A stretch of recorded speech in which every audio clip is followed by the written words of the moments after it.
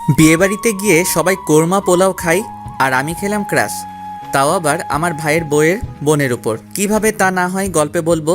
চলুন এখন গল্প শুরু করা যাক। ভাই, রেডি হন নাই কেন এখনো? এই তো রেডি আমি, চল। চলেন। এই বলে আমরা চলে গেলাম গাড়ির কাছে। আমি আর আমার জেঠাতো ভাই মানে যার বিয়ে, একটা গাড়িতে বসলাম, সাথে ড্রাইভারও ছিল। ভাই, এত খুশি খুশি লাগতেছে কেন আপনাকে? আরে তুই বুঝবি না, আগে বড় হ তারপর বুঝবি। প্রেম করে বিয়ে করতেছেন তো তাই এত খুশি, তাই না? চিন্তা করিয়েন না, আমি কিন্তু আপনার শালিকেই বিয়ে করবো, এই বলে দিলাম। তারপরে দেখা যাবে, আগে তো প্রেম কর। করবো তো। আরও কথা বলতে বলতে বিয়ে বাড়িতে চলে আসলাম। আপনারা সকলেই তো জানেন, ইটস করোনা টাইম, করোনা, তাই বিয়েটা তেমন ধুমধাম করে হয় নাই। বাড়ির ভিতরে যেতেই চোখ আটকে গেল একটা মেয়ের দিকে। আমি কখনো পরি দেখি নাই, সেটা দেখার খুব শখ ছিল, কিন্তু মেয়েটাকে দেখে আমার পরি দেখার সম্পূর্ণ শখ মিটে গেছে। চেহারাটা ফর্সা এবং মায়ায় ভরা, পরনে ছিল ছাই কালারের একটা জামা, মাথায় ছিল একটা সাদা হিজাব, হালকা মেকআপ ও ঠোঁটে হালকা লিপস্টিক। দেখতে জাস্ট অসাম। এক দেখাতেই ক্রাশ খেলাম। সে এসে সোজা ভাইয়ের গলায় মালা পরিয়ে দিয়ে চলে গেল। আমি তার দিকে এক দৃষ্টিতে তাকিয়ে রইলাম। হঠাৎ ভাইয়ের ডাকে ধ্যান ফিরে মেয়েটাকে খুঁজতে লাগলাম, কিন্তু কোথাও আর দেখতে পেলাম না। মন খারাপ করে বসে পড়লাম ভাইয়ার পাশে।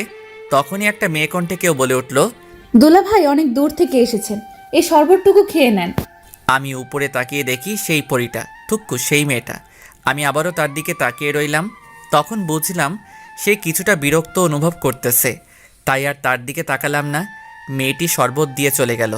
তখন আমি বললাম, ভাইয়া, ও ভাইয়া, এই মেয়েটিকে একটু বলবেন? নাম জেনে তুই কি করবি? না তেমন কিছু না, প্লিজ ভাইয়া বলো না নামটা কি।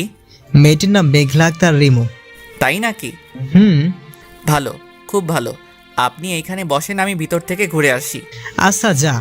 তখন আমি ভিতরে এসে রিমুকে খুঁজতে লাগলাম, কিন্তু কোথাও পেলাম না। তখন হঠাৎ চোখ গেল একটা রুমের দিকে। দেখি এখানে বউকে সাজিয়ে রাখা হয়েছে। ভাবির সাথে কিছু পিক নিয়ে ভাইকে দেখালাম। এরপর বিয়ের সকল কার্যক্রম শেষ হলো। এতক্ষণ ধরে আমার চোখ একজনকেই খুঁজতেছিল, আর সে কেউ না, সে হলো রিমু। শুনেছি বউয়ের সাথে নাকি বউয়ের 2 বোন যাবে, তাতে আমার মাথা ব্যথা নাই, কিন্তু আমাকে অবাক করে দিয়ে রিমু এসে বরের পাশে বসলো। সাথে আরেকটা মেয়েও আছে, তার মানে রিমু ভাইয়ার শালি। মনে মনে অনেক খুশি হলাম, কারণ আজকে আমার ক্রাশ আর আমি বিয়ের গাড়িতে করে বাড়িতে যাচ্ছি। বিষয়টা ভাবা যায়। তখন ভাইকে বললাম, ভাই, সকালের কথা মনে আছে তো? কি কথা? ওই যে বললাম আমার শ্বশুরবাড়ি আর আপনার শ্বশুরবাড়ি একটাই হবে। তাই নাকি? এরপর নতুন ভাবির সাথে কথা বলতে বলতে বাড়িতে চলে আসলাম। বাড়িতে এসে আমি রিমুর আশেপাশে ঘুরতে লাগলাম, কোনো কিছু দরকার আছে কিনা, কিছু লাগবে কিনা। তখন রিমু আমাকে বলল, এই যে শুভ ভাইয়া, এদিকে একটু আসেন তো। জি বলুন, কি বলবেন? আপনার সমস্যাটা কি একটু শুনি। কই কোনো সমস্যা নাই তো, আমার আবার কি সমস্যা হবে? যদি কোনো সমস্যাই না থাকে, তাহলে আপনি আমার আশেপাশে এত ঘোরাঘুরি করতেছেন কেন? আপনার কি খেয়ে দিয়ে আর কোনো কাজ নেই? আছে তো, আপনাকে দেখার কাজ। কি? এই রে, কি বলে ফেললাম? কই কিছু বলি নাই তো। আপনি না বললেন আমাকে দেখার কাজ নাকি আপনার? তো এই কাজটা আপনাকে দিল কে, বলুন তো দেখি। আরে বেআইন, এসব বাদ দেন তো। আর আপনার কিছু লাগলে আমাকে বলিয়েন, এখন আমি যাই। রিমুকে কোনো কথা না বলতে দিয়ে আমি সেখান থেকে চলে আসলাম। যাক বাবা, বড় বাঁচা বাঁচলাম, তা না হলে আজ বাবার মায়ের খেতে হতো আমার। তখন কে জানি পিছন থেকে বলে উঠল, কিরে শুভ, তুই আবার কি গন্ডগোল করছিস, যার কারণে আমি তোকে মারবো? আমি পিছনে তাকিয়ে দেখি বাবা দাঁড়িয়ে আছে।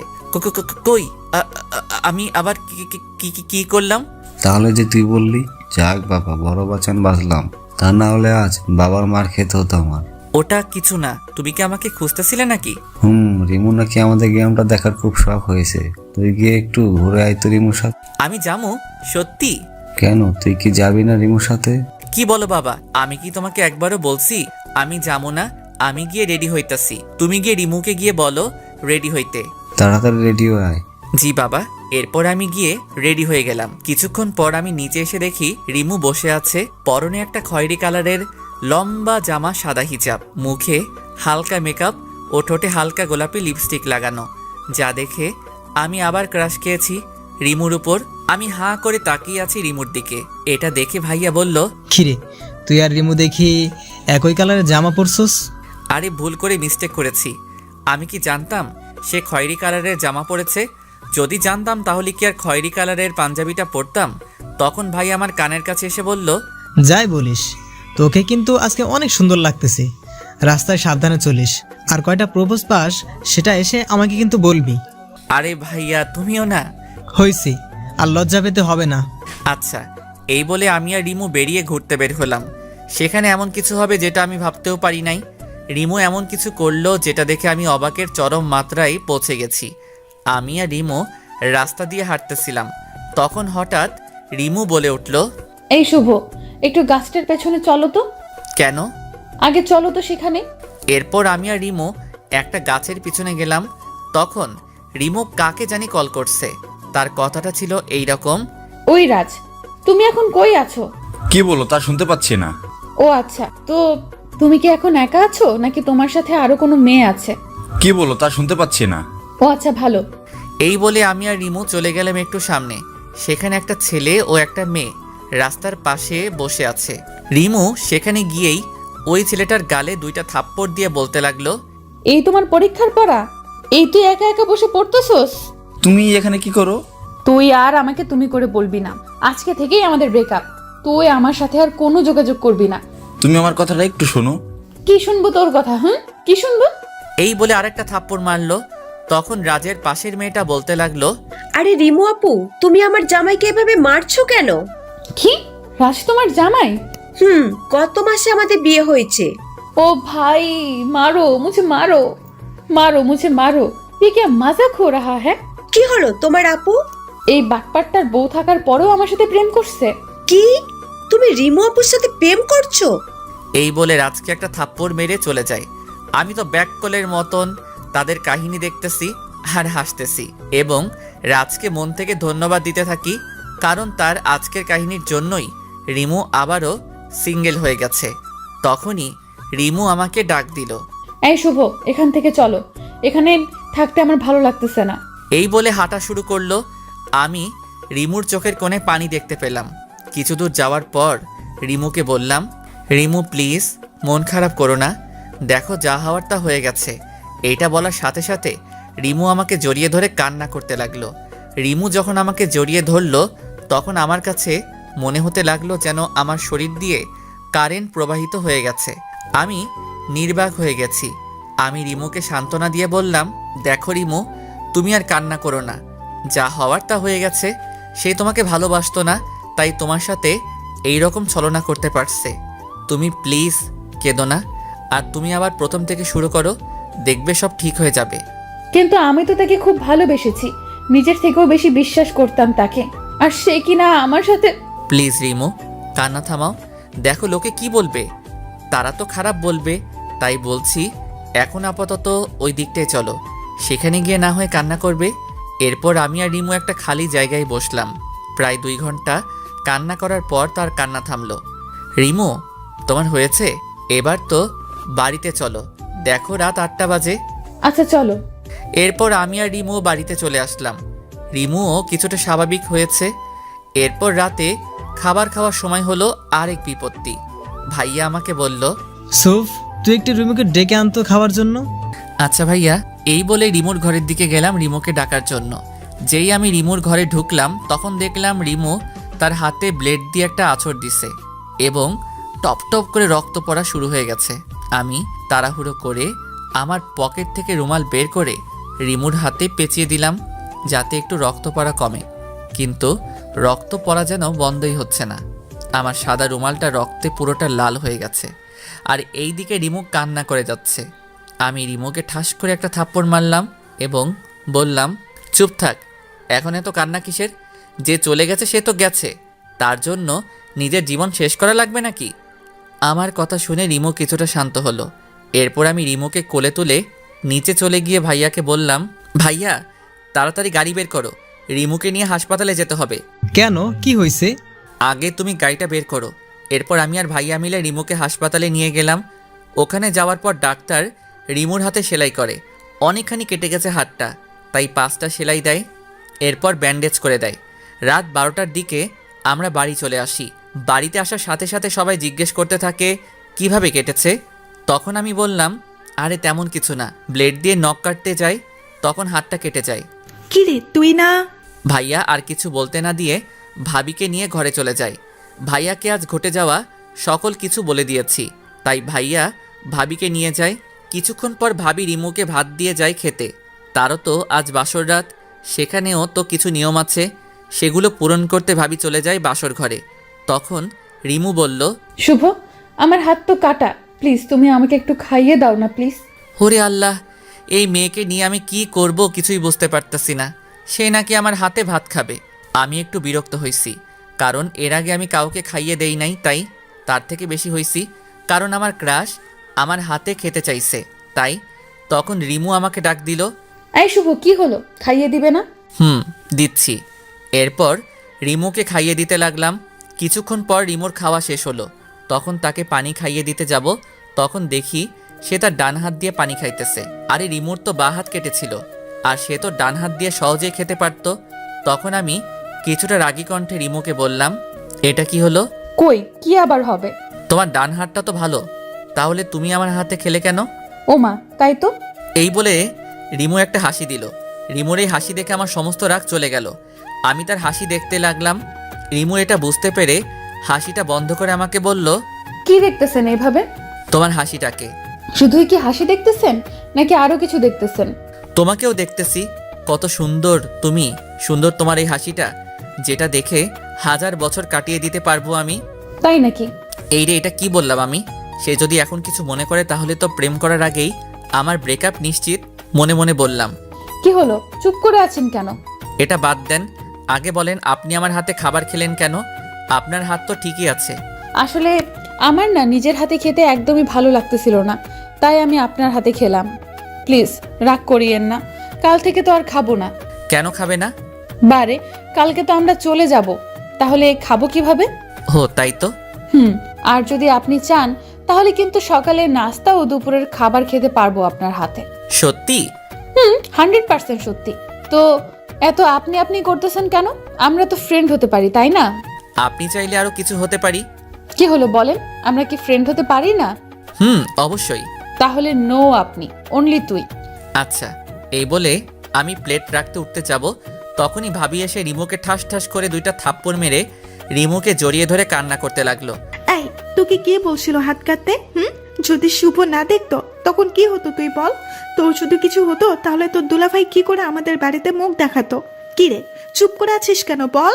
আপু সরি রে, আসলে আমি তাকে খুব বেশি ভালোবেসেছিলাম, কিন্তু সে তো আমাকে খুব বড় একটা ধোঁকা দিল। আমি কখনো ভাবতেই পারি নাই সে আমাকে এইভাবে ধোঁকা দিবে। তাই বলে কি তোকে মরতে হবে? তখন আমার মাথা একটুও কাজ করতেছিল না, তাই এরকম একটা ভুল পদক্ষেপ নিয়েছি। ভাবি, যেটা হয়ে গেছে সেটাকে নিয়ে আর কথা বলে কি হবে? বাদ দেন তো। আর আপনি কি এখন ভাইয়ার কাছে যান? আর আজকে আপনাদের জীবনের সুখের দিন, এই দিনে কি কেউ কান্না করে? আর এমনিতে এখন রাত প্রায় 1:30 বাজতে চললো, কাল সকালে আবার উঠতে হবে তো। আচ্ছা যাচ্ছি। এরপর ভাবি চলে গেল, কিন্তু রিমু কান্না করেই যাচ্ছে, যেটা আমার মোটেও সহ্য হচ্ছে না। তাই আমি আবার রিমুর পাশে গিয়ে বসলাম এবং বলতে শুরু করলাম, এই তুমি এইভাবে কান্না করতেছো কেন? যা হওয়ার হয়ে গেছে, তুমি এখন ঘুমাও। আমার ঘুম আসছে না। আমি মাথায় হাত বুলিয়ে দেই। দাও। আমি রিমুর মাথায় হাত বুলিয়ে দিচ্ছি আর রিমুর মুখের দিকে তাকিয়ে আছি। তার চেহারাটা কত মায়াবী। এই মায়াবী কন্যাকে যদি আমার বউ হিসেবে পেতাম তাহলে খুব ভালোবাসতাম তাকে, কিন্তু সে কি কখনো আমাকে ভালোবাসবে? এইসব ভাবতেছি, তখন দেখি যে রাত 2:13 বাজে। এইদিকে রিমুও ঘুমিয়ে গেছে, আমারও খুব ঘুম পাচ্ছে, তাই আমি আমার রুমে গিয়ে ঘুমিয়ে গেলাম। সকালে কারো ডাকে ঘুম ভাঙলো আমার, তাকিয়ে দেখি আব্বু ডাকছে। এই শুভ, তোর এত ঘুম কিসের? রাতে কি ঘুমাসনি? চুরি করতে গেছিলি নাকি? না তো, এই যে উঠতেছি। আমি ঘড়িতে তাকিয়ে দেখি যে এখন 9:30 বাজে, তাই তাড়াতাড়ি ফ্রেশ হয়ে রিমোকে দেখতে গেলাম। দেখি রিমো খাটের উপর বসে আছে আর কার সাথে যেন কথা বলতেছে। আমি তার চেহারাটা দেখতে পাচ্ছি না। তখন আমি রিমোকে উদ্দেশ্য করে বললাম, এই যে মিস রিমো, আমি কি ভিতরে আসতে পারি? আরে শুভ, তুই আয়, ভেতরে আয়। আমি ভিতরে গিয়ে দেখি রাজ বসে আছে এবং পাশে রাজের বউ বসে আছে। তাদের দেখে আমার মনটা খারাপ হয়ে গেল, কিন্তু রিমুর কথা শুনে বুঝলাম রাজ ক্ষমা চাইতে আসছে এবং রিমুও তাকে ক্ষমা করে দিয়েছে। রিমু মন থেকে খুব ভালো, কারণ যদি ভালো না হতো তাহলে কি ক্ষমা করে দিত? না, অন্য কোনো মেয়ে হলে ক্ষমা করতো না। তারা চলে গেছে, আমি রিমুকে জিজ্ঞাসা করলাম, এই তোর হাত ফ্রেশ হইছে? না রে, নাস্তা করছস? না রে, একটু করে দে তো। এই যে খাবার, আপু সকাল 8টার সময় খাবার দিয়ে গেছে, তুই খাইয়ে দিবি বলে এখনো খেতে পারিনি। এখন তাড়াতাড়ি খাইয়ে দে তো, ওষুধ খাওয়া লাগবে তো। দিচ্ছি। এই বলে রিমুকে খাইয়ে দিতে লাগলাম। তাকে খাইয়ে দিতে আমার খুব ভালো লাগতেছিল। আমি ভাবতেছিলাম যদি সারা জীবন এইভাবে তাকে খাইয়ে দিতে বললে আমি তাকে খাইয়ে দিতে পারবো। আউচ, ব্যথা পাইছি তো। রিমু শয়তানি হাসি হাসতেছে, যেটা দেখে আমি আবারও রিমুর প্রেমে পড়ে গেলাম। আচ্ছা সরি, আর দেবো না। ওকে। খাবার শেষে ওষুধ খেলো এবং তাকে ঘুমাতে বলে আমি নিচে এসে নাস্তা করতেছি। এমন সময় ভাইয়া এসে বলল, কিরে, আমার শালিকাকে তোর বুঝি খুব পছন্দ হয়েছে? আমি কিছুটা লজ্জা মিশ্রিত কণ্ঠে বললাম, আরে ভাইয়া তুমিও না। বুঝি বুঝি, সব বুঝি, চিন্তা করিস না, হেল্প লাগলে বলবি, হেল্প করার চেষ্টা করব। আচ্ছা ভাইয়া, দেখো তোমাকে ভাবি ডাকছে। যাচ্ছি। দুপুরে বউ ভাতের কার্যক্রম শেষ হয়েছে। খুব ব্যস্ত থাকার কারণে দুপুরবেলা রিমুকে খাইয়ে দিতে পারিনি, যার কারণে সে যাওয়ার সময় আমাকে বলে যায়নি। ভাবির লোকেরা চলে গেল। ভাবি আর ভাইয়া কালকে যাবে। এই রে, কত বোকা আমি! আমি তো রিমুর কাছ থেকে তার ফোন নাম্বার কিংবা ফেসবুক আইডি কিছুই নেই নাই। তাহলে আমি তার কাছ থেকে ক্ষমা চাইবো কিভাবে? না, কালকে যে করে হোক রিমুদের বাড়িতে গিয়ে তার কাছে ক্ষমা চাইতে হবেই হবে। দিনটা কোনো রকমে পার করলাম। সারাদিন রিমুকে প্রচুর মনে পড়ল। রাতে আমি আমার ব্যাগ গুছিয়ে ভাইয়ার আশেপাশে ঘুরতে লাগলাম। যদি একবার আমাকে বলে, কিরে শুভ যাবি, আমাদের সাথে গেলে চল, কিন্তু ভাইয়া একেবারে বলল না, তারা তাদের মতন ব্যাগ গোছানো নিয়ে ব্যস্ত। আমি যেই আমার রুমে আসতে যাব তখনই ভাইয়া আমাকে ডাক দিল। এই শুভ, শোন। আমি তো খুব খুশি হয়ে ভাইয়াকে বললাম, কি? ভাইয়া আমি যাবো। তুই কই যাবি? না কিছু না। কি বলবে বলো? আমার ঘুম পাচ্ছে। আসলে আমার খুব পানি পিপাসা পেয়েছে, আর এখানে পানিও নেই। এখন যদি তুই আমাকে একটু পানি পান করাইতি, তোর অনেক সব হতো আর কি। তুই আসলে একটা বজ্জাত। আমি সেই কখন থেকে তোমার আশেপাশে ঘুরঘুর করছি আমাকে তোমাদের সাথে নিবে বলে, তা না আমাকে বলতেছে এখন তাকে পানি খাওয়াতে। দূর, ভালো লাগে না। কিরে, যা না একটু। যাচ্ছি তো। ভাইয়া তো আমার কাহিনী দেখে মুচকি মুচকি হাসতে লাগলো। আমি বুঝলাম না এখানে হাসির কি হলো। এরপর ভাইয়াকে পানি দিয়ে আমি আমার রুমে গিয়ে শুয়ে পড়লাম। আজ কেন জানি ঘুম আসছে না, বারবার শুধু রিমুর কথাই মনে পড়ে যাচ্ছে। অন্যদিন হলে এতক্ষণে ঘুমিয়ে যেতাম। রিমুকে নিয়ে ভাবতে ভাবতে কখন যে ঘুমিয়ে গেলাম সেটা জানি না। সকালে ভাবির ডাকে ঘুম ভাঙলো। আমি চোখ খুলে ভাবিকে দেখেই ভাবিকে বলতে লাগলাম, কি ভাবি, এখনো যাওনি কেন? কি আর করার দেবর, তোমার ভাই তো আমাকে নিয়ে যায়নি এখনো, তাই আর যাওয়া হয়নি। ও আচ্ছা। এরপর আমি ফ্রেশ হতে চলে গেলাম। ফ্রেশ হয়ে নিচে গিয়ে দেখি ভাইয়া রেডি হয়ে বসে আছে, ভাবিও রেডি। তাদের দেখে আমার মুখটা কালো হয়ে গেল। আমি যেতে পারবো না তো, তাই আর কি। কিরে, তুই এখনো রেডি হস নাই কেন? আমি রেডি হব কেন? কেন হবি মানে? তুই যাবি না? আমি আবার কই যাবো? কেন আমাদের সাথে তুই যাবি না? ভাইয়ার কথা শুনে তো আমার তো খুব আনন্দ লাগতেছে। লুঙ্গি ড্যান্স দিতে ইচ্ছে করতেছে। আমার পরনে লুঙ্গি ছিল, ভাবছিলাম একবার লুঙ্গি ড্যান্স দিয়েই দেই। তারপর ভাবলাম এখানে অনেক লোক আছে, আমি না হয় আমার রুমে গিয়েই দিবনি। এখন দেওয়া যাবে না। আমি ওখানে গিয়ে কি করবো? কিছু করা লাগবে না, তুই গিয়ে তাড়াতাড়ি রেডি হয়ে নে, এমনিতেই অনেক দেরি হয়ে গেছে। আমি আর কিছু না বলে সোজা আমার রুমে চলে আসলাম। এসেই প্রথমে আমার লুঙ্গি ডান্সটা কমপ্লিট করে রেডি হয়ে নিচে চলে গেলাম। নিচে যাওয়ার পর ভাবি বলতে লাগলো, দেখি দেখি আমার দেবরটাকে নজর ফোঁটা দিয়ে দেই, যাতে কেউ নজর না দেয়। আরে ভাবি তুমিও না। হয়েছে হয়েছে, আর লজ্জা পেতে হবে না, চল তাড়াতাড়ি। এরপর আমরা চলে আসলাম ভাবিদের বাড়িতে। আমি তো ভাবিদের বাড়িতে এসে রিমোকে খুঁজতে লাগলাম, কিন্তু কোথাও দেখতে পেলাম না। দূর, যার জন্য এখানে আসলাম তাকেই তো দেখতে পাচ্ছি না। তখনই কে জানি পিছন থেকে বলে উঠল, বাবা তুমি কেমন আছো? আমি পিছন ঘুরে তাকিয়ে দেখি ভাবির আব্বু। জি আঙ্কেল, ভালো। আপনি কেমন আছেন? ভালো আছি। তোমাকে কি বলে যে ধন্যবাদ দেব সেটা আমার জানা নেই। কেন আঙ্কেল, ধন্যবাদ কেন? বাবা, তোমার জন্যই তো আজ আমার মেয়ে বেঁচে আছে। থাক না আঙ্কেল, ওই বিষয়টা বাদ দেন। আচ্ছা আচ্ছা আঙ্কেল, রিমু এখন কেমন আছে? আগের থেকে অনেক সুস্থ আছে, কিন্তু কিন্তু কি আঙ্কেল? আসলে বাবা, রিমু আসার পর থেকে কারোর সাথে কথা বলে নাই, এবং কালকে থেকে আজ পর্যন্ত কিছুই খায় নাই। কি বলেন আঙ্কেল, এখনো খাই নাই? আচ্ছা আঙ্কেল, একটা প্লেটে খাবার এনে দেন, আমি গিয়ে ওকে খাইয়ে দিচ্ছি। এরপর আঙ্কেল খাবার এনে দিয়ে রিমুর রুমে নিয়ে গেল। আমি আঙ্কেলকে চলে যেতে বললাম, তাই আঙ্কেলও চলে গেল। এরপর আমি রিমুকে উদ্দেশ্য করে বলতে লাগলাম, কিরে ঘরে আসতে দিবি? রিমু আমার দিকে তাকিয়ে আবার অন্যদিকে মুখ ঘুরিয়ে নিয়ে বলল, কেন এসেছেন এখানে? আমি রিমুর কাছে এসে হাঁটু গেড়ে বসে আমার কান ধরে বললাম, এই দিকে তাকাও, আমি সরি, আর হবে না। হয়েছে হয়েছে, আর কানে ধরতে হবে না। যাও, ক্ষমা করে দিয়েছি। তুই নাকি আজকে কিছুই খাস নাই, আর কালকেও নাকি কিছুই খাস নাই। আমি খাবার খাইয়ে দিতে দিতে বলতে লাগলাম, দেখ যা হওয়ার তা হয়ে গেছে, এখন মন খারাপ করে কি হবে? তুই যদি এমন করস তোর বাবা মাও তো কষ্ট পাবে, তাই না? নিশ্চুপ হয়ে খাচ্ছে আর আমার কথায় মাথা নাড়াচ্ছে। খাবার শেষে আমি রিমোকে বললাম, এইবার আমি আর তোকে খাইয়ে দিতে পারবো না। 2 দিন পর তো তোর জামাইয়ের বাড়িতে যাবি, তখন যদি সে জানতে পারে আমি তোকে খাইয়ে দিছি, তখন সে তো আমাকে মেরে ফেলবে। রিমু কিছুই বলল না, শুধু একটু জোরপূর্বক হাসি দিল। আমি রিমুর রুম থেকে চলে আসলাম। বিকেলবেলা ছাদে দোলনায় বসে আছি। ছাদটা খুব সুন্দর করে সাজানো আছে, এক পাশে ফুল গাছ দিয়ে ভরপুর আর অন্য পাশে কিছু সবজি গাছ লাগানো, আর এই পাশে একটা দোলনা আছে আর চেয়ার রাখার জায়গা আছে। এখানে বসে আড্ডা দিতে খুব মজা হয় বলে মনে হইতেছে। এইসব ভাবতেছি ঠিক তখনই রিমু আমার পাশে এসে বসলো এবং বলল, কিরে, কি ভাবিস? কিছু না। একটা কথা বলি? বলো। সত্যি কথা বলবি কিন্তু। বলো, কি বলবো? রিমু এমন কিছু বললো যা আমি ভাবতেও পারি নাই। তুই কি কারোর সাথে রিলেশন করস? করি না তো, কিন্তু কেন? এমনি। আচ্ছা, কাউকে পছন্দ করস? সত্যি বলবো নাকি মিথ্যা বলবো? তুই সত্যি বলবি। করি, বাট সে করে কিনা জানি না। তাই বুঝি। তো মেয়েটা কে শুনি? জোর করে একটা হাসি দিয়ে বলল কথাটা। তুই চিনস? আমি চিনি। হুম। নাম কি তার? বলবো না। কেন বলবি না? দেখি আমি তোদের মিট করাতে পারি কিনা। আমি জানি তুই পারবি না, সো বলে কোনো লাভ নেই। ওকে, বলিস না। তুই তো আমাকে ফ্রেন্ড মনে করিস না। থাক তুই, আমি গেলাম।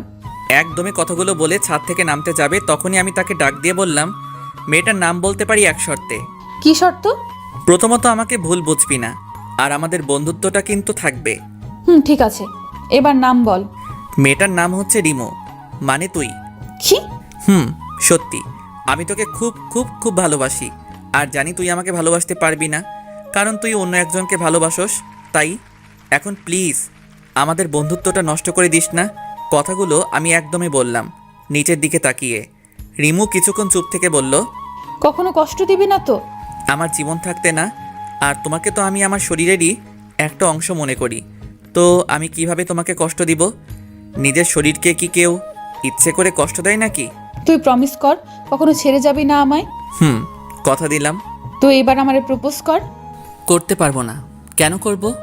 আমার লগে প্রেম করবা, মাগার তুমি আমারে প্রপোজ করবা না, এটা হইব নাকি? তাই বুঝি? তাই। এখন তাড়াতাড়ি আমারে প্রপোজ কর, তা না হলে আমি গেলাম। আচ্ছা বাবা, করতেছি। তো ফুল কই? ফুল ছাড়া কেমনে করবা? ফুলও লাগবো? লাগবে। দাঁড়াও, ব্যবস্থা করতেছি। এরপরে আমি পকেট থেকে একটা কাগজ বের করলাম, সেটা দিয়ে কাগজের একটা শাপলা ফুল বানিয়ে রিমুর সামনে হাঁটু গেড়ে বসে বলতে লাগলাম, আমি জানি না কিভাবে ভালোবাসাতে হয়, কারণ আমি কখনো কাউকে আমার জীবনসঙ্গী হিসেবে ভালোবাসিনি। আমি ভালোবাসতে চাই তোমাকে, আমি খুশি রাখতে চাই তোমাকে সব সময়। তুমি রাগ করলে তোমার রাগ ভাঙাতে চাই আমি হতে চাই তোমার মনের মতো। Because I love you Rimu, I really really really and really love you. Do you love me Rimu? I do, and I love you too Shubho. এই বলে আমার হাত থেকে ফুলটা নিল এবং বলল, প্লিজ কখনো ছেড়ে যেও না আমাকে, কখনো যাবো না। রিমু তখন আমাকে জড়িয়ে ধরল। তখন আমার মনে হচ্ছিল আমার শরীর দিয়ে যেন কারেন্ট বয়ে যাচ্ছে। সে এক অন্যরকম ফিলিংস। এই তুমি কি করছো? ছাড়ো আমাকে, কেউ দেখে ফেলবে তো। দেখলে দেখুক, তাতে আমার কি। তখনই কেউ একজন পেছন থেকে হাতে তালি দিয়ে উঠল। তখন রিমু আমাকে ছেড়ে দিল।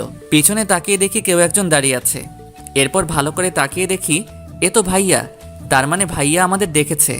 তখন ভাইয়া বলল, বাহ বাহ বাহ, খুব ভালো। আমার ভাই দেখি 5G। রিমুর সাথে দেখা হতে হতেই রিলেশন শুরু করে দিয়েছে। না ভাইয়া, আসলে রাখ তোর ভাই, আমি তো ভাবছিলাম তুই মজা করছিলি, এখন তো দেখি সত্যি সত্যি তুই রিমুর সাথে প্রেম করতেছস। আসলে জিজু হয়েছে কি, আর তুমি কেমন মেয়ে, তোমাকে প্রপোজ করার সাথে সাথে কি তোমার অ্যাকসেপ্ট করতে হবে? কিছুদিন তাকে ঘোরাবা, এরপরে না হয় রিলেশন শুরু করতা। এইটা বলে ভাইয়া হাসতে শুরু করলো। আমি তো পুরাই ভ্যাবাচাকা খেয়ে গেছি। ভাইয়া এটা বলে কি? তার মানে কি ভাইয়া আমাদের মেনে নিয়েছে? রিমু জানো, তোমার বোনের পিছনে আমি 6 মাস ঘুরেছি, এরপর সে আমার সাথে রিলেশন শুরু করেছে। আর তুমি? এই ভাইয়া আমাকে মেনে নিছে দেখে তোর সমস্যা হইতেছে কি? যাও, তুমি গিয়া ভাবির কাছে থাকো, আর আমি আমার পরিটাকে নিয়ে থাকি। যাও তো এখান থেকে। রিমু তো লজ্জায় লাল হইয়া যাইতেছে। এরপর ভাইয়াকে এক প্রকার জোর করে ঘরে পাঠিয়ে দিলাম আর রিমুকে আবার জড়িয়ে ধরলাম। এইভাবে দিনগুলি যেতে লাগলো।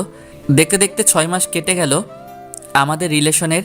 এর মাঝে ঝগড়া, ঘুরতে যাওয়া, একে অপরকে খাইয়ে দেওয়া তো ছিলই। আজ শুক্রবার বন্ধুরা সবাই মিলে ঠিক করলাম আজকে ঘুরতে যাবো। সবাই সবার গার্লফ্রেন্ডকে নিয়ে যাবে, তাই আমিও রিমুকে কল দিলাম আমাদের সাথে যাওয়ার জন্যে। টুট টুট টুট। হ্যালো শুভ, বলো। জানো তুমি কি করতেছো? এই তো শুয়ে আছি। তুমি কি করতেছো? এই তো কিছু না। আচ্ছা তুমি কি আজকে ফ্রি আছো? না তো, কিন্তু কেন? আসলে আমরা সব বন্ধুরা মিলে ঠিক করছিলাম আজ সবাই সবার গার্লফ্রেন্ডকে নিয়ে একসাথে ঘুরতে যাব, তাই আর কি। ও সরি জান, আজ আমি যেতে পারবো না, প্লিজ রাগ করিও না। আজ না আমি একটু অসুস্থ, তাই আর কি। কি হয়েছে তোমার? না তেমন কিছু না, সামান্য একটু জ্বর। আচ্ছা বাই, পরে কথা বলবো না। ওকে বলে কলটা কেটে দিলাম। কি আর করার, আমি মনটা খারাপ করে ঘরে শুয়ে রইলাম 2 ঘন্টা। তখন সিফাত কল করে যা বলল তা শুনে তো আমার মাথায় আকাশ ভেঙে পড়ল। রিমু সে আমার সাথে এমনটা কেন করলো? আমি তো তাকে সত্যিই ভালোবেসেছিলাম, তো সে আমার সাথে এমন কেন করলো? 2 ঘন্টা পর সিফাত কল করে বলল, দোষ, তোর গার্লফ্রেন্ড রিমু কই রে? কেন রে? তোকে বলতে বলছি, তুই তাড়াতাড়ি বল। সে তো অসুস্থ, বাসায় নাকি শুয়ে আছে। তাই নাকি? কেন রে? রিমু কি তোরে সত্যি ভালোবাসে? বাসে তো। কেন, কোনো সন্দেহ আছে নাকি? দাঁড়া, তোকে একটা পিক পাঠাইতাছি, ওটা দেখে তুই বল তোকে সে কতটা ভালোবাসে। এরপর সিফাত আমাকে একটা পিক পাঠায়, যেটা দেখে আমার মাথায় আকাশ ভেঙে পড়ে। পিকটা ছিল এইরকম, যেখানে রিমু একটা ছেলের সাথে পার্কে বসে আছে, তাও আবার খুব কাছাকাছি বসে আছে। এটা দেখার পর আমি পুরো বাকরুদ্ধ হয়ে গেছি। আমার মাথা কাজ করা বন্ধ হয়ে গেছে। যাকে আমি এতটা ভালোবাসতাম সে কি করে আমার সাথে এমনটা করতে পারলো? আমার শরীরটা মনে হয় নিস্তেজ হয়ে যাইতেছে। হঠাৎ মাটিতে পড়ে গেলাম, আর কিছু মনে নেই। চোখ খুলে দেখি আমি শুয়ে আছি বিছানার উপরে। চারিদিকে অন্ধকার হয়ে গেছে, আমার পাশে কেউ নেই। ঘড়ির দিকে তাকিয়ে দেখি রাত 3টা বাজে। বিছানা থেকে উঠতে যাব, তখন দেখি মাথাটা ব্যথা করতেছে, উঠতে পারলাম না। পাশে মোবাইলটা রাখা, মোবাইলটা হাতে নিয়ে দেখি রিমু আমাকে 50টা কল দিয়েছে। রিমুর নামটা আমার ফোনের স্ক্রিনে দেখে আমার রাগটা আরও বেশি বেড়ে গেল। আমি তো তার সাথে ছলনা করিনি, সে আমার সাথে কেন করলো এমনটা? সে যদি আমাকে ভালো নাই বাসে তাহলে আমাকে বলে দিত।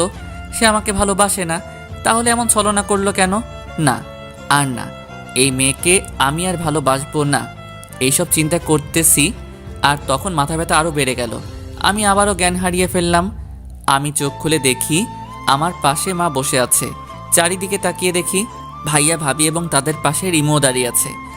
আর তার চোখগুলো ফুলা দেখা যাচ্ছে, হয়তো রাতে কেঁদেছে।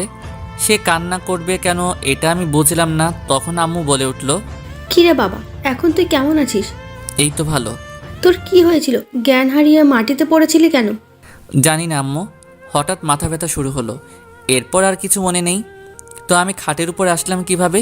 তোকে রাতে খাবার খাওয়ার জন্য আমি ঘরে ডাকতে চাই, তখন থেকে তুই মেঝেতে পড়ে আছিস। তখন তোর বাবা আর তোর ভাই তোকে খাটে শুইয়ে দেয়। ও আচ্ছা, আম্মু তোমরা রুম থেকে একটু বাইরে যাও তো, আমি রিমুর সাথে কিছু কথা বলবো। আমার কথা শুনে সবাই রুম থেকে চলে গেল, শুধু রিমু দাঁড়িয়ে আছে। তখন আমাকে বলল, কেমন আছো? আমি কেমন আছি তা জেনে তোর কি? তুই গিয়ে তোর নতুন প্রেমিকের সাথে থাক। এসব তুমি কি বলছো? কেন তুই বুঝিস না? আমি তো তোকে ভালোবেসেছিলাম, কেন তুই এমনটা আমার সাথে করলি? আরে কি করছি সেটা তো আগে বলবা। কেন, কালকে কার সাথে পার্কে গিয়েছিলি? কে হয় সে তোমার? তুমি কি করে জানলে? এই দেখ, এটা দেখে। ও, এইটা দেখে? এতে হাসির কি হলো? তোর এই হাসি এখন ভালো লাগতেছে না। তাই বুঝি? তো এই পিকটা দেখে তোমার এই অবস্থা? কেন হইব না? তুই আমাকে বললি তুই অসুস্থ, এখন তুই অন্য ছেলেদের সাথে ঘুরতে যাস। আমার জানটা দেখে আমার উপর রাগ করেছে। ওই, তুই কজনকে জান বানাস? কাল সারাদিন যার সাথে ঘুরলি তাকে বলস, আর আজকে আমায় তুই জান বলতে চাস? তোর কাহিনীটা কি? আরে মেরি জান, ওইটা তো আমার ফুফাতো ভাই ছিল, তার সাথে আমি ডাক্তারের কাছে গিয়েছিলাম। তখন সে আমার মন ভালো করতে আমাকে নিয়ে পার্কে গিয়েছিল। তো এটা আগে বলনি কেন? আমি কি জানতাম এত কিছু হয়ে যাবে যে? আচ্ছা কান ধরছি, আর হবে না। প্লিজ কখনো ছেড়ে যেও না, আমি তোমাকে ছাড়া বাঁচতে পারবো না। হ্যাঁ, তা তো দেখলামই আজকে। I love you Rimo, I really really really love you. I love you too. বলে রিমু আমাকে জড়িয়ে ধরলো। হঠাৎ ঠাস করে আওয়াজ হলো। দেখি রিমুর গালটা লাল হয়ে আছে। কে মেরেছে দেখার জন্য তাকাতেই যাকে দেখলাম তাকে দেখার জন্য আমি মোটেও প্রস্তুত ছিলাম না। তাকে দেখার পর মনে হলো আমি যেন ভূত দেখছি। এ তো ভাবি। আসলে ভাবি আমার আর রিমুর রিলেশনের কথা কিছুই জানতো না। তাকে দেখে আমরা দুইজনই একে অপরকে ছাড়িয়ে নিলাম। তখন রিমু বলল, আপু তুমি এইখানে? কি করতেছ তুই এখানে শুভর সাথে? আসলে আপু আমি না শুভকে খুব ভালোবাসি। আমি তাকে ছাড়া বাঁচবো না। প্লিজ আপু এমন কিছু করো না যাতে আমার শুভ আলাদা হয়ে যায়। প্লিজ আপু।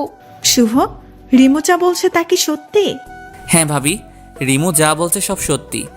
আমিও রিমুকে খুব ভালোবাসি। আমিও তাকে ছাড়া বাঁচবো না। প্লিজ ভাবি এমন কিছু করো না যাতে আমরা আলাদা হয়ে যাই প্লিজ। কতদিন থেকে তোমরা রিলেশন করতেছ? ভাবি প্রায় 6 মাস। তুই আজ মাথা ঘুরে পড়ে গেছিলি কেন? রিমু কি তোকে কিছু বলেছিল নাকি? না মানে আসলে ভাবি, আসলে আমি সন্দেহ করেছিলাম রিমুকে নিয়ে। আমি মনে করেছিলাম রিমু আমার সাথে ছলনা করতেছে। তাই এই বিষয় নিয়ে অতিরিক্ত টেনশন হচ্ছিল আমার, যার ফলে মাথায় খুব চাপ পড়ে এবং মাথা ঘুরে পড়ে যায়। তো এখন কিসের সন্দেহ আছে? না ভাবি কোনো সন্দেহ নেই। আপু রিমুকে চুপ করিয়ে দিয়ে ভাবি আবার বলল, রিমু তুই চুপ থাক, আমি আগে শুভর সাথে কথা বলি, এরপর তোর সাথে কথা বলতেছি। আচ্ছা আপু। শুভ, তোমাদের রিলেশনের কথা ঘরে কে কে জানে? ভাবি শুধু ভাইয়া জানে, আর কেউ না। কি তোমার ভাই তোমাদের ব্যাপারটা জানে অথচ আমাকে কিছুই বলে নাই? আজ তার একদিন কি আমার একদিন। আরে ভাবি রাগ করো কেন? আমি ভাইয়াকে বলেছিলাম তোমাকে যাতে না বলে, বললে যদি কোনো সমস্যা হতো তাই। তার মানে তুমি বুঝাইতে চাইতেছো আমার কারণে তোমার ক্ষতি হয়? ভালো তো, ভালো, খুব ভালো। আরে আমার জানোটা দেখি রাগ করছে। রাখো তোমার জানো, আমি কারো জানো নয়। আমি তো তোমার খালি ক্ষতি করি। আর একটা কথা কি জানো তুমি? তোমার আর রিমোর ব্যাপারে আমার বাবা মার কাছে বলছিলাম। তারা বলছিল তোমরা দুইজনে যদি রাজি থাকো তাহলে তারা তোমাদের বিয়ে দেবে, তাদের কোনো আপত্তি নেই। সত্যি? খুশি হয়ে লাভ নেই। আমি এখনই আমার বাবা মাকে বলবো তোরা একে অপরকে বিয়ে করতে চাস না। আর ভাবি আর কিছু বলল না। এই দেখো ভাবি আর কিছু বলো না। এই দেখো কানে ধরেছি। আর কখনো কোনো কিছু তোমার থেকে গোপন করব না। প্লিজ এইবারের মতন ক্ষমা করে দাও জানু, প্লিজ। জি না, তা হবে না। আমি তো তোমার খালি ক্ষতিই করি, তাহলে কেন তুমি এখন কান ধরতেছো? ক্ষমা করবে না তো? ওকে করা লাগবো না, যাও। আমি তো খারাপ ছেলে, আমাকে ক্ষমা করবে কেন? আর আমি তো খুব বড় অপরাধ করেছি যার ক্ষমা হয় না, তাই তো রাগ দেখিয়ে বললাম। কারণ সোজা কথা এখন কাজ হবে না, তাই আমিও একটু উল্টা পাল্ট লইলাম ভাবির সাথে। আমার দেবরটা দেখি আবার রাগও করতে জানে। থাকো তুমি তোমার রাগ নিয়ে, আমি চাই। এই বলে ভাবি রিমুকে নিয়ে চলে গেল। এটা কি হলো? সব সময় তো দেখি আমি রাগ করলে আমার আবদারগুলো পূরণ করে, আর আজকে চলে গেল। ভাবি যাওয়ার পর আমার কেমন জানি কষ্ট হতে লাগলো। আর খালি মনে হচ্ছে এই বুঝি আমি আমার রিমুকে হারিয়ে ফেলেছি। এইদিকে কাল দুপুর থেকে কিছুই খাইনি, খুব ক্ষুধাও পেয়েছে। এইদিকে সকাল পেরিয়ে দুপুর, দুপুর পেরিয়ে বিকাল হয়ে গেছে, কিন্তু কেউই আমার জন্য খাবার নিয়ে আসলো না। তাই আমি ঘর থেকে বের হলাম আর আম্মুকে ডাকতে লাগলাম, আম্মু, ও আম্মু, আম্মু ক্ষুধা লাগছে তো খুব, কিছু কি খেতে দিবা? আমার কথার কোনো উত্তর পেলাম না। আর ঘরটা কেমন জানি শান্ত শান্ত লাগতেছে, মনে হইতেছে ঘরে কেউ নেই। এরপর খাবার টেবিলের দিকে চোখ যেতে দেখলাম খাবার প্লেটে খাবার পাশে একটা শপিং ব্যাগ এবং একটা চিঠি লেখা। চিঠিটা পড়ে তো যেন আমি খুশিতে নাচতে লাগলাম।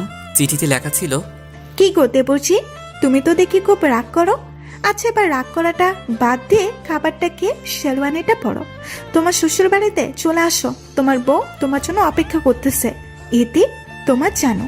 আহা কি আনন্দ আকাশে বাতাসে, আহা কি আনন্দ আকাশে বাতাসে। আজকে আমি যাবো আমার শ্বশুর বাড়িতে। আহা কি আনন্দ আকাশে বাতাসে।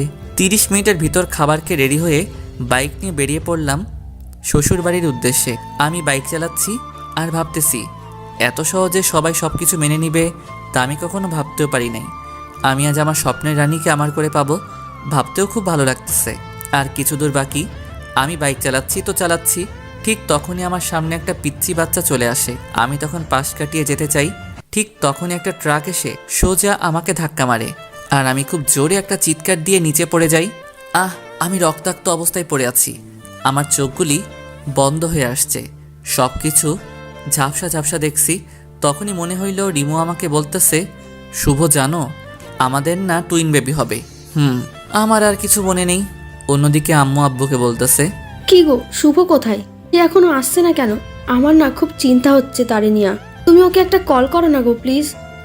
এই বলে আব্বু আমাকে কল করলো, বাট আব্বু শুনতে পারলো আপনি যে নাম্বারে কল করেছেন তা এই মুহূর্তে বন্ধ আছে, কিছুক্ষণ পর আবার চেষ্টা করুন, ধন্যবাদ।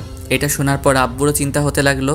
এরপর আব্বু ও ভাইয়া আমাকে খুঁজতে চলে গেল বাসায়, কিন্তু সেখানে গিয়ে দেখে বাসায় তালা লাগানো। তারা কি করে বুঝতে পারছে না, তাই আব্বু ও ভাইয়া দুজনে আমাকে খুঁজতে দুই দিকে চলে গেল। তারা দুইজনে সারা দিন রাস্তায় রাস্তায় ছিল, কিন্তু আমাকে পেল না। তারা একটার দিকে বাসায় গিয়ে বসলো। এদিকে আম্মু তো কান্না করতে করতে শেষ। কান্না করছে রিমু ও ভাবি দুইজনই। শুধু কান্না করছে না আব্বু ভাইয়া, কারণ ছেলেরা নাকি কান্না করতে জানে না তাই। আমার জন্য এমনটা হয়েছে। আমি কেন যে তখন শুভকে না বলে চলে আসলাম। কান্না করতে করতে বলল, তোমরা প্লিজ আমার শুভকে আমার কাছে এনে দাও, আমি তাকে ছাড়া বাঁচতে পারবো না। প্লিজ আপু প্লিজ। বলেই অজ্ঞান হয়ে গেল। আব্বু ও ভাইয়া আমাকে পাগলের মতো খুঁজতেছে, কিন্তু কোথাও পাইতেছে না। রিমু ডাকটা দিয়ে আমি শোয়া থেকে ওঠার চেষ্টা করলাম, কিন্তু পারলাম না। আমার শরীরটা খুব ব্যথা করতেছে। পাশে একটা আয়না ছিল, সেটার দিকে তাকিয়ে দেখি আমার চেহারাটা কিছুটা পাল্টে গেছে। আশেপাশে তাকিয়ে দেখি এটা অপরিচিত একটা রুম, যেখানে আমার ধারণা মতে আমি আগে কখনো আসি নাই। তখন একটা মেয়েলি কণ্ঠে কেউ একজন বলতেছিল, এই যে মিস্টার, অবশেষে আপনার হুঁশ ফিরল। আমি মেয়েটির দিকে তাকিয়ে তাকে চিনার চেষ্টা করলাম, বাট পারলাম না। তাই তাকে জিজ্ঞাসা করলাম, এই যে আপু, কে আপনি আর আমি এইখানে কেন? সব জানতে পারবেন, আগে ডাক্তারকে আসতে দিন। তখনই ডাক্তার এসে বলল, মামুনি কি হয়েছে? এত ইমার্জেন্সি ভাবে কেন আসতে বললা? বাবা, আসলে সেটার জ্ঞান ফিরেছে তো তাই। তার মানে মেয়েটির বাবাই ডাক্তার। কই দেখি দেখি। আমার দিকে তাকিয়ে বলল, ইট ইজ অ্যামেজিং, এত তাড়াতাড়ি রোগীর জ্ঞান ফিরে এসেছে। এটা সত্যি একটা দারুণ ব্যাপার। এমন রোগী তো 5 থেকে 6 বছরে কমায় থাকে, আর এত দেখি মাত্র 3 বছরে ঠিক হয়ে গেছে। এখন একটু ব্যায়াম করলে আবার আগের এনার্জি ফিরে পাবে। কি বলছেন? কে 3 বছর কমায় ছিল? আপনি? কি বলেন ডাক্তার? আমার যতদূর মনে আছে আমি তো অ্যাক্সিডেন্ট করেছিলাম। তখন আমার শরীরের দিকে তাকিয়ে দেখি শরীরে কোনো জায়গায় রক্ত নেই, হাতে একটা জায়গায় সেলাইয়ের দাগ, তাও বেশ পুরনো বলে মনে হইতেছে। আর আমার জানা মতে আমার হাতে কোনো কাটা দাগ ছিল না। তখন পাশে থাকা দেওয়ালে ডিজিটাল ঘড়িতে তাকিয়ে দেখি 25/9/2020। আমার যতদূর মনে আছে আমি 21/7/2017 তারিখে অ্যাক্সিডেন্ট করেছিলাম।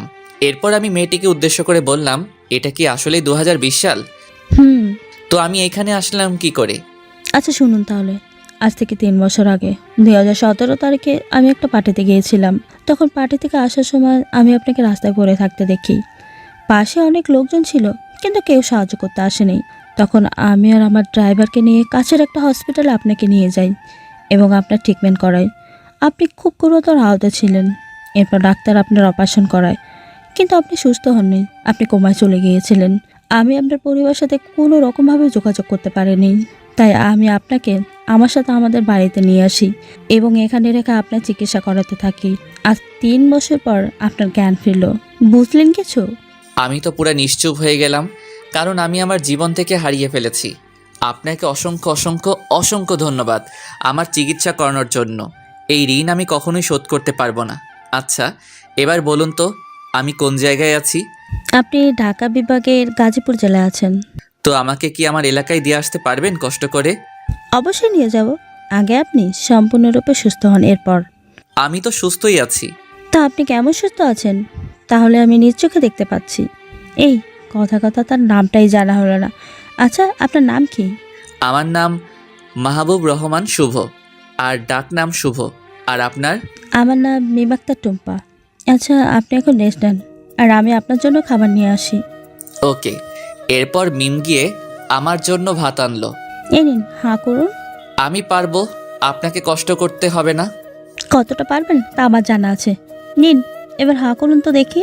আমি কোনো কথা না বলে খেতে লাগলাম। কিছুটা আনইজি ফিল করতেছিলাম, কিন্তু কিছু বলিনি। বললে হয়তো আমার খাওয়া হতো না। তাই 3 মাস পর ডাক্তার আঙ্কেল ও মিমের কেয়ারিংয়ে আমি এখন সম্পূর্ণ সুস্থ। আগামীকাল আমি এবং মিম চাঁদপুরে যাব। তাই আজ আমরা শপিং মলে গেলাম শপিং করতে। আমি চলে গেলাম উত্তরা শপিং কমপ্লেক্সে। সেখানে গিয়ে যা দেখলাম আমি আমার চোখকে বিশ্বাস করতে পারলাম না। রিমু রিমু এখানে কি করতেছে? আর ছেলেটাকে তাও আবার একসাথে হাঁটতেছে। আমার কথা শুনে মিম আমাকে বলল, এই যে শুভ, তুই এখানে রিমুকে কোথায় দেখছিস? সে তো থাকে চাঁদপুর, তাই না? আমি মিমকে হাতের ইশারায় রিমুকে দেখালাম আর বললাম, ওই দেখো রিমু। আর এই ছেলেটাকে তো আমি চিনি না। মিম রিমুর দিকে চলে গেল, কিন্তু এই তাকে আর পেল না। এরপর আমি আর মিম মিলে সারা শপিং মলে রিমুকে খুঁজলাম, কিন্তু কোথাও পেলাম না। হঠাৎ আমার চোখ রাস্তার দিকে গিয়ে পড়ল। তখন দেখলাম ছেলেটি রিমুর হাত ধরে রাস্তা পার হচ্ছে। আমার বুঝতে আর বাকি রইল না ছেলেটি রিমুর কি হয়। আমি দৌড়ে রিমুর কাছে গেলাম, কিন্তু তাকে আর পেলাম না। তারা গাড়ি নিয়ে চলে গেছে। এরপর মিম আমার কাছে আসলো এবং আমাকে বলতে লাগলো, দেখ শুভ, কাল তো আমরা চাঁদপুর যাচ্ছি। কালকে না হয় দেখা যাবে এটাই সত্যি রিমু ছিল নাকি তোর মনের ভুল। আচ্ছা চলো এখন কিছু শপিং করি। চল। এরপর আমরা শপিং করতে গেলাম। আমার শপিংয়ের প্রতি কোনো মন নেই, শুধু একটাই কথা মাথায় ঘুরপাক খাচ্ছে, আর সেটা হলো রিমুকে নিয়ে। রিমু সত্যি বিয়ে করে ফেলেছে নাকি এটা আমার মনের ভুল, নাকি অন্য কোনো সম্পর্ক আছে রিমুর সাথে ওই ছেলেটার? কি রে শুভ, তুই এত কি ভাবছিস? মিমের কথায় আমার ঘোর কাটলো। কই কিচ্ছু না তো। কিছু না হলেই ভালো। এই তো শপিং করা শেষ হয়েছে। এই তো প্রায় শেষ। কেন বলতো?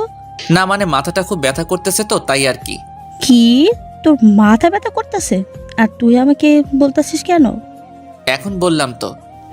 তো বাসায় চল, আমি টিপো দেব মনে। চল। একটুবার বাসায় চলে আসলাম। এরপর আমি শুয়ে রইলাম ঘুমানোর জন্য। বারবার শুধু রিমুর কথাই আমার মনে পড়তেছে। কখন যে ঘুমিয়ে গেলাম তা আর খেয়াল নেই। সকালবেলা মিমের ডাকে ঘুম ভাঙে, তাই আমি উঠে ফ্রেশ হয়ে রেডি হয়ে গেলাম। এরপর আমি আর মিম গাড়ি নিয়ে চলে গেলাম চাঁদপুরের উদ্দেশ্যে। দীর্ঘ 6 ঘন্টা পর আমরা এসে পড়লাম আমার চিরচেনা শহর চাঁদপুরে। এখানে প্রায় সব কিছুই পরিবর্তন হয়েছে। এখন আমি দাঁড়িয়ে আছি আমাদের বাড়ির সামনে। তখনই রিমু ঘর থেকে বের হলো। আমাকে দেখে চিৎকার দিয়ে বলতে লাগলো, শুভ, তুমি এসেছো?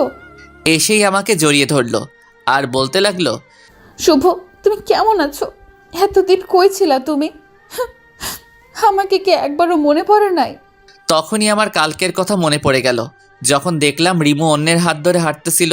কথাটা মনে হতেই রিমুকে এক ঝটকায় আমার থেকে দূরে সরিয়ে দিলাম আর বলতে লাগলাম, কি করছেন কি আপনি? আপনি আমাকে জড়িয়ে ধরেছেন কেন? আপনি এখন অন্য কারো বউ। কি বলছো কি তুমি? আমি অন্য কারো বউ মানে? এখন দেখে আপনি কিছুই বুঝতেছেন না। কালকে তো দেখলাম আপনি আপনার স্বামীকে নিয়ে রাস্তায় হাত ধরে হাঁটতেছিলেন। কোনখানে আমাদের দেখেছিলে? উত্তরা শপিং কমপ্লেক্সে। কি, তুমি কি ওইখানে ছিলা? তো আপনি এখানে কি করেন? আপনার স্বামীর বাড়িতে না থেকে এখানে কি করতেছেন? আমি তো আমার স্বামীর বাড়িতেই আছি। মানে? সেটা না হয় পরে জানবে, আগে বলো এই মেয়েটিকে। এটা আমার বউ। আমার কথাটা শোনার জন্য রিমু মোটেও প্রস্তুত ছিল না। কথাটা শোনার পর রিমুর চোখ দিয়ে পানি পড়তে শুরু হলো। কেন জানি তার চোখের পানি আমাকে খুব কষ্ট দেয়। এইবারও তাই হলো। এখনও তার চোখের পানি দেখে আমার বুকে ব্যথা শুরু হলো।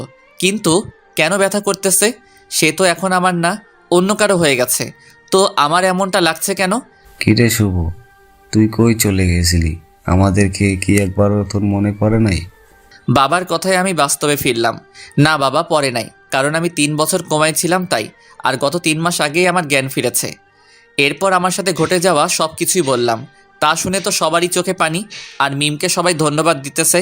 আমি বাবাকে জিজ্ঞেস করলাম, বাবা রিমু এখানে কি করে? কি আর বলবো, সেদিন যখন তুই আর আসলি না, সেদিন থেকেই খুব কান্না করতে থাকে। তোর ছবি বুকে নিয়ে ঘুমাই। কিছুদিন পর রিমুর জন্য পাত্র দেখতে থাকে তার বাবা মা, কিন্তু রিমু তাদের পরিষ্কার করে জানিয়ে দেয় যে সে তোকে ছাড়া আর কাউকে বিয়ে করবে না, তাই আমাদের এখানে চলে আসে। ও তাহলে সে গাজীপুর কেন গেছিল? সেখানে রিমুর ছোট বোনকে বিয়ে দেওয়া হয়, তাই সেখানে ঘুরতে যায়। প্রথমে যেতে মানা করে, এরপর আমাদের জোড়াজুড়িতে যায়। আর কালকে সে আসছে এখানে। তার মানে আমি রিমুকে ভুল বুঝে কষ্ট দিয়েছি। এখন কি করি? যাই গিয়েও রাগটা ভাঙাই। এরপর আমি রিমুর কাছে গেলাম। আমি কি আসতে পারি? কেন আসবে? আপনি কি খুব রেগে আছেন আমার উপরে? না, কেন রেগে থাকবো? আচ্ছা সরি। আপনি এখন সরি বলতেছেন কেন? রিমু কথাটা কান্না করতে করতে বলল, আমার পাগলিটা যে আমার উপরে রাগ করে আছে তাই। আপনার পাগলি কি? আপনি গিয়ে আপনার বউয়ের কাছে যান। আমার হবু বউ তো আপনি, তো আপনার কাছেই তো আমি আসবো তাই না? না, আসবেন না। আপনি ওই মেয়েটার কাছে যান। কোন মেয়েটা?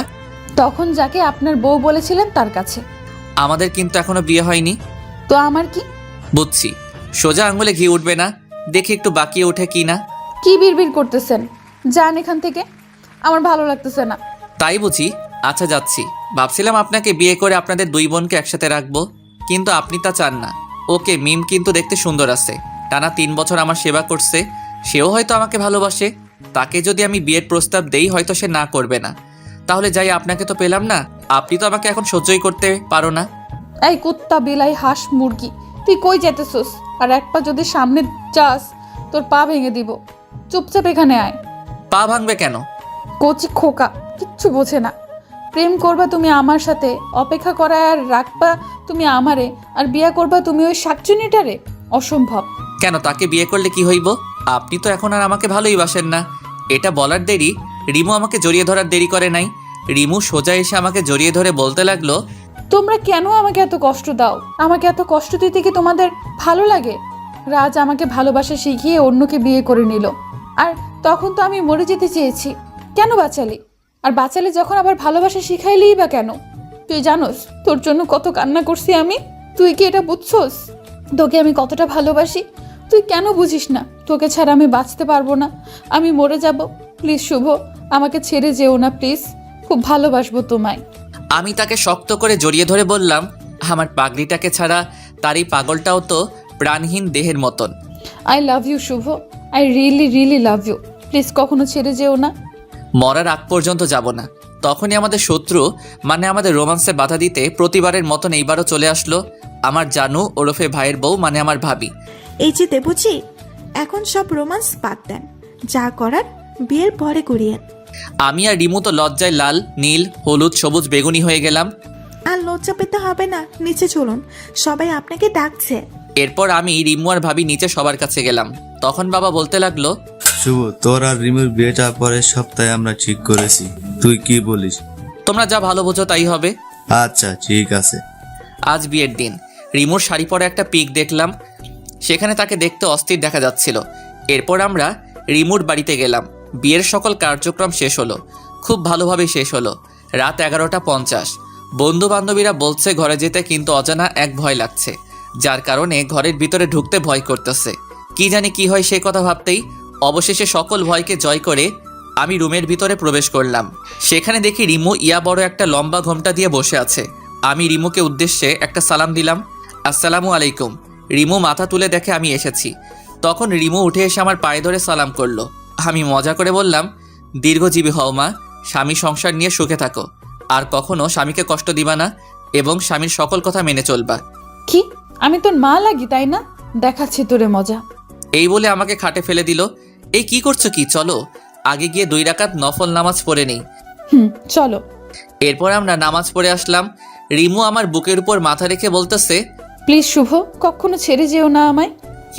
যাব না। এই বলে আমরা হারিয়ে গেলাম ভালোবাসার অতল গভীরে। সকালে রিমুর ডাকে ঘুম ভাঙলো। এরপর উঠে গেলাম আর রিমুকে পেছন থেকে জড়িয়ে ধরলাম। আরে কি করছো?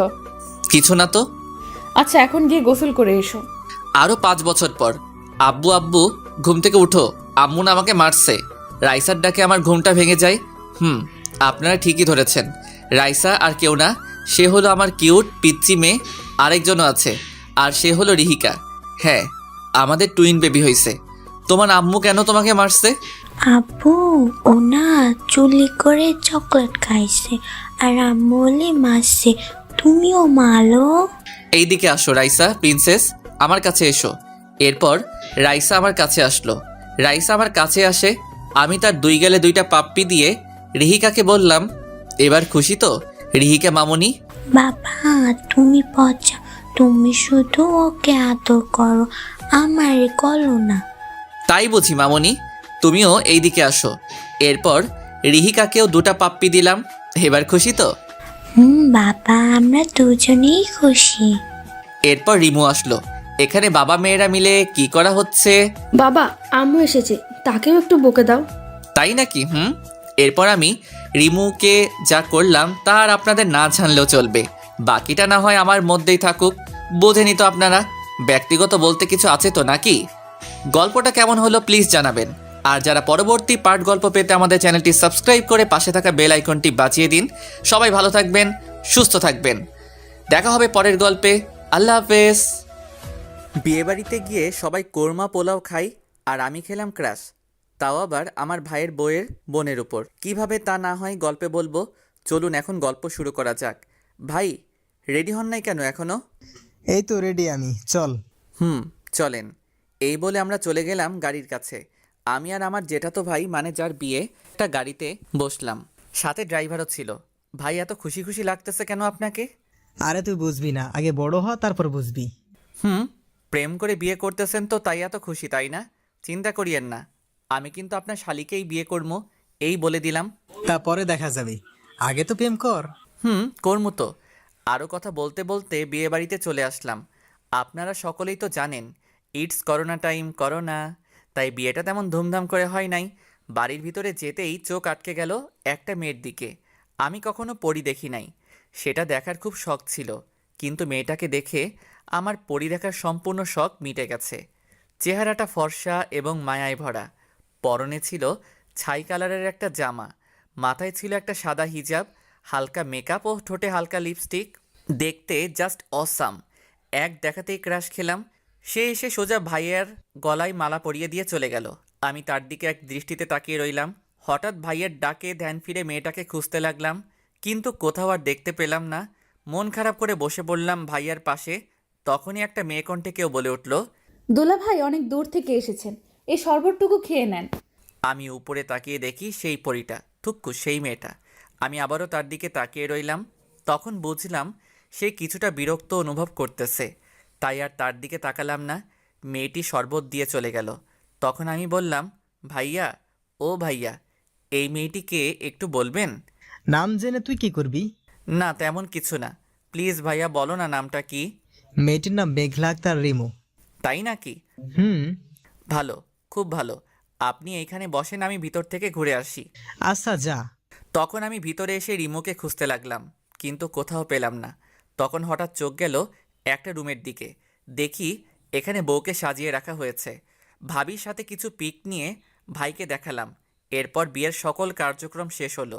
এতক্ষণ ধরে আমার চোখ একজনকেই খুঁজতেছিল, আর সে কেউ না, সে হলো রিমু।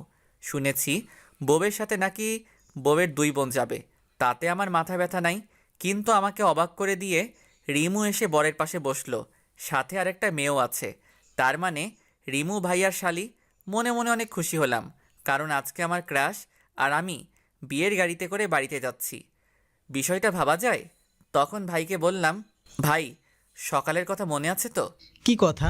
ওই যে বললাম আমার শ্বশুরবাড়ি আর আপনার শ্বশুরবাড়ি একটাই হবে। তাই নাকি? এরপর নতুন ভাবির সাথে কথা বলতে বলতে বাড়িতে চলে আসলাম। বাড়িতে এসে আমি রিমুর আশেপাশেই ঘুরতে লাগলাম, কোনো কিছু দরকার আছে কিনা, কিছু লাগবে কিনা। তখন রিমু আমাকে বলল, এই যে শুভ ভাইয়া, এদিকে একটু আসেন তো। জি বলুন, কি বলবেন? আপনার সমস্যাটা কি একটু শুনি। কই কোনো সমস্যা নাই তো, আমার আবার কি সমস্যা হবে? যদি কোনো সমস্যাই না থাকে তাহলে আপনি আমার আশেপাশে এত ঘোরাঘুরি করতেছেন কেন? আপনার কি খেয়ে দিয়ে আর কোনো কাজ নেই? আছে তো, আপনাকে দেখার কাজ। কি? এই রে, কি বলে ফেললাম? কই কিছু বলি নাই তো। আপনি না বললেন আমাকে দেখার কাজ নাকি আপনার? তো এই কাজটা আপনাকে দিল কে বলুন তো দেখি। আরে বেআইন, এসব বাদ দেন তো। আর আপনার কিছু লাগলে আমাকে বলিয়েন। এখন আমি যাই। রিমুকে কোনো কথা না বলতে দিয়ে আমি সেখান থেকে চলে আসলাম। যাক বাবা, বড় বাঁচা বাঁচলাম, তা না হলে আজ বাবার মায়ের খেতে হতো আমার। তখন কে জানি পিছন থেকে বলে উঠল, কিরে শুভ, তুই আবার কি গন্ডগোল করছিস যার কারণে আমি তোকে মারবো? আমি পিছনে তাকিয়ে দেখি বাবা দাঁড়িয়ে আছে। কই আমি আবার কি করলাম? তাহলে যে তুই বললি, যাক বাবা বড় বাঁচান বাঁচলাম, তা না হলে আজ বাবার মার খেতে হতো আমার। ওটা কিছু না, তুমি কি আমাকে খুঁজতেছিলে নাকি? রিমু নাকি আমাদের গেমটা দেখার খুব শখ হয়েছে, তুই গিয়ে একটু ঘুরে আয় তো রিমুর সাথে। আমি যাবো? সত্যি? কেন, তুই কি যাবি না রিমুর সাথে? কি বলো বাবা, আমি কি তোমাকে একবারও বলছি আমি যাবো না? আমি গিয়ে রেডি হইতাছি, তুমি গিয়ে রিমুকে গিয়ে বলো রেডি হইতে। তাড়াতাড়ি রেডি হয়ে আয়। জি বাবা। এরপর আমি গিয়ে রেডি হয়ে গেলাম। কিছুক্ষণ পর আমি নিচে এসে দেখি রিমু বসে আছে, পরনে একটা খয়েরি কালারের লম্বা জামা, সাদা হিজাব, মুখে হালকা মেকআপ ও ঠোঁটে হালকা গোলাপি লিপস্টিক লাগানো, যা দেখে আমি আবার ক্রাশ খেয়েছি রিমুর উপর। আমি হাঁ করে তাকিয়ে আছি রিমুর দিকে। এটা দেখে ভাইয়া বলল, খিরে, তুই আর রিমু দেখি একই কালারের জামা পরছস। আরে ভুল করে মিস্টেক করেছি। আমি কি জানতাম সে খয়েরি কালারের জামা পরেছে? যদি জানতাম তাহলে কি আর খয়েরি কালারের পাঞ্জাবিটা পরতাম? তখন ভাই আমার কানের কাছে এসে বলল, যাই বলিস, তোকে কিন্তু আজকে অনেক সুন্দর লাগতেছে। রাস্তায় সাবধানে চলিস, আর কয়টা প্রপোজ পাস সেটা এসে আমাকে কিন্তু বলবি। আরে ভাইয়া তুমিও না। হইছে, আর লজ্জা পেতে হবে না। আচ্ছা, এই বলে আমি আর রিমু বেরিয়ে ঘুরতে বের হলাম। সেখানে এমন কিছু হবে যেটা আমি ভাবতেও পারি নাই। রিমু এমন কিছু করলো যেটা দেখে আমি অবাকের চরম মাত্রায় পৌঁছে গেছি। আমি আর রিমু রাস্তা দিয়ে হাঁটতেছিলাম, তখন হঠাৎ রিমু বলে উঠল, এই শুভ, একটু গাছটার পেছনে চলো তো। কেন? আগে চলো তো সেখানে। এরপর আমি আর রিমু একটা গাছের পিছনে গেলাম। তখন রিমু কাকে জানি কল করছে। তার কথাটা ছিল এই রকম, ওই রাজ, তুমি এখন কই আছো? কি বলো তা শুনতে পাচ্ছি না। ও আচ্ছা, তো তুমি কি এখন একা আছো নাকি তোমার সাথে আরো কোনো মেয়ে আছে? কি বলো তা শুনতে পাচ্ছি না। ও আচ্ছা, ভালো। এই বলে আমি আর রিমু চলে গেলাম একটু সামনে। সেখানে একটা ছেলে ও একটা মেয়ে রাস্তার পাশে বসে আছে। রিমু সেখানে গিয়েই ওই ছেলেটার গালে 2টা থাপ্পড় দিয়ে বলতে লাগলো, এই তোমার পরীক্ষার পড়া? এই তুই একা একা বসে পড়তেছস? তুমি এখানে কি করো? তুই আর আমাকে তুমি করে বলবি না। আজকে থেকেই আমাদের ব্রেকআপ। তুই আমার সাথে আর কোনো যোগাযোগ করবি না।